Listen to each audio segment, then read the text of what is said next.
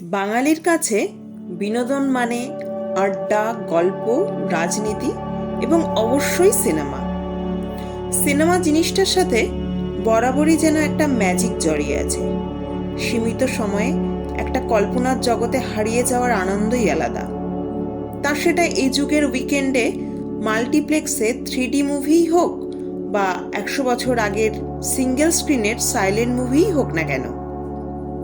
জানবো আরোর এই পর্বে আমরা আপনাদের বলবো আমাদের প্রথম বাংলা সিনেমার কথা। জেনে অবাক হবেন, প্রথম বাংলা সিনেমা হলেও বাঙালিদের হাত ধরে কিন্তু এই বাংলা সিনেমার পথ চলা শুরু হয়নি। এই সিনেমার অভিনেতা অভিনেত্রী থেকে শুরু করে চিত্রনাট্যকার, নির্দেশক কিন্তু গুজরাটি পার্সি ছিলেন। আমাদের প্রথম বাংলা সিনেমার নাম বিল্বমঙ্গল, এর অপর নাম ভগৎ সুরদাস। এই সিনেমাটি রিলিজ হয় 1919 সালের 1 নভেম্বর। এর কাহিনী কৃষ্ণ ভক্ত কবি সুরদাসকে নিয়ে।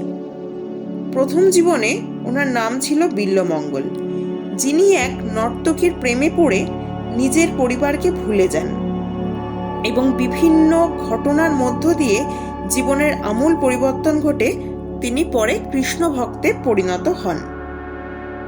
এই সিনেমাতে অভিনয় করেছেন নর্তকী চিন্তামণির চরিত্রে মিস গৌহর এবং বিল্বমঙ্গলের চরিত্রে দোরাবজি মেওয়ালা। এছাড়াও ছিলেন মিস গুলাব দেবী। এই সিনেমার পরিচালনার দায়িত্বে ছিলেন রুস্তমজি ধোতিওয়ালা, যিনি রুস্তমজি হিসাবেই বেশি জনপ্রিয় ছিলেন। চিত্রনাট্যকার চমসি উদেসি ছিলেন একজন গুজরাটি। উনি শেষ বয়স অবধি নবচেতন গুজরাটি ম্যাগাজিনের এডিটর ছিলেন। সিনেমাটির প্রথম স্ক্রিনিং হয় উত্তর কলকাতার কর্নওয়ালিস থিয়েটারে, যেটি উত্তর কলকাতার প্রথম স্থায়ী সিনেমা হল।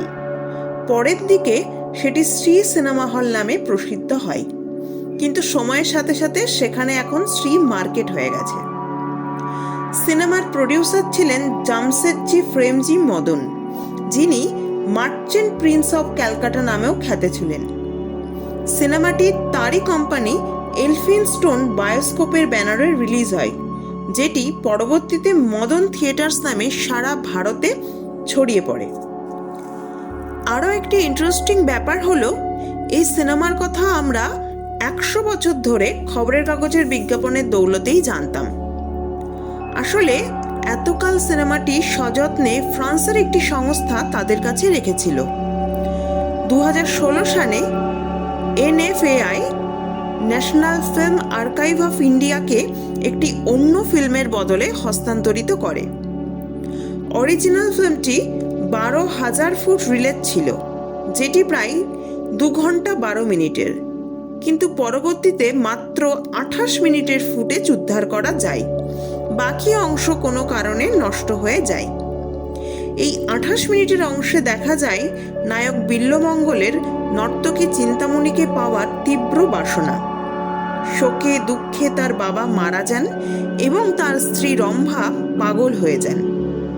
আরেকটি অংশে দেখা যায় নর্তকী চিন্তামণি, যিনি নিজে একজন কৃষ্ণ ভক্ত ছিলেন, এবং বিল্বমঙ্গলকে কিভাবে কৃষ্ণ প্রেমে মাতোয়ারা করে তোলেন তার গানের মাধ্যমে। বিল্বমঙ্গল এই সিনেমাটি এতই জনপ্রিয় হয় যে পরে বিভিন্ন নির্দেশক এই সিনেমার রিমেক তৈরি করেন বিভিন্ন ভাষাতে। চলচ্চিত্র বিশেষজ্ঞদের মতে স্বাধীনতার পূর্বে 1000-এর উপরে সাইলেন্ট মুভিজ শুট করা হয়েছিল, কিন্তু আজ 50-টিরও কম মুভি রিল আমাদের দেশে আছে। হতে পারে এখন অনেক কিছুই খুঁজে পাওয়া বাকি, যা হয়তো বিল্বমঙ্গলের মতোই কোনো আমেরিকান বা ইউরোপিয়ান আর্কাইভে অপেক্ষা করছে নতুন করে সামনে আসার। আমাদের এই পর্বটি যদি ভালো লেগে থাকে তাহলে ভিডিওটিকে লাইক ও শেয়ার করুন এবং চ্যানেলটিকে সাবস্ক্রাইব করুন।